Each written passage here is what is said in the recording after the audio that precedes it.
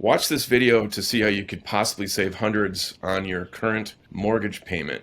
I don't mean to sound like I'm selling ShamWows because this won't apply to all of you, but yet this might save you hundreds.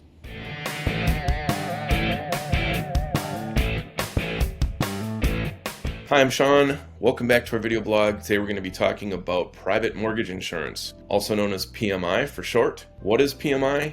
PMI is insurance that you as the borrower pay on behalf of the lender. So you pay it to the lender pays it to an insurance company. It protects the lender in case you default. PMI is required most always on loans where you weren't able to put 20% of the value of the house down at the time you set up the loan. They're looking for an 80% loan to value or loan to appraised value for you to put down. If you don't, you have to pay this extra fee. So how much is PMI? Well, if your payment is $2,500 a month that you're making to your lender in principal and interest, and your PMI is set up and say it's 1%, that's $250 a month. So it can be a substantial amount that you're paying. And essentially, this money is just vanishing. You're paying it on behalf of the lender to ensure their position, not yours. So it's in your best interest to get this removed as quickly as possible.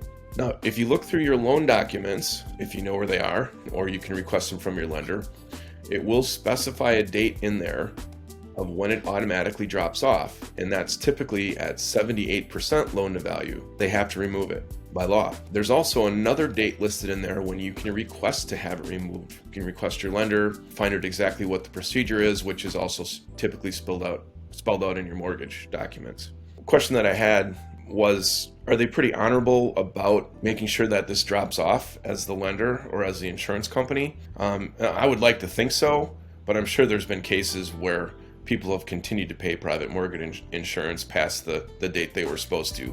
So it is in your best interest to know when that date is and to double check it.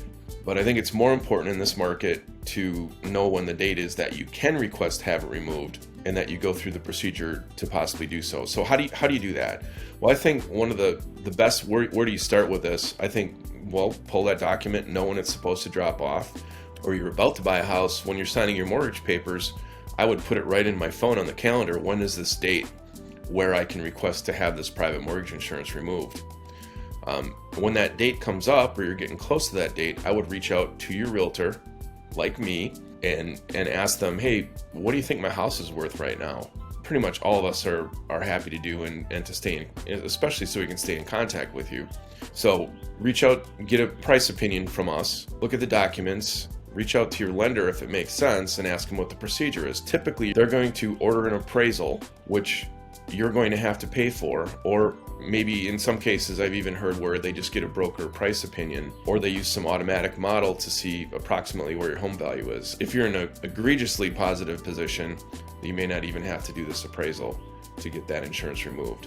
So thanks for watching this video. I hope it was helpful. Obviously, there's could be a much deeper dive on this. If you have questions, please reach out to me at 608-212-5743. Happy to answer any questions that you have about it or get you connected to an expert in it. See you next time.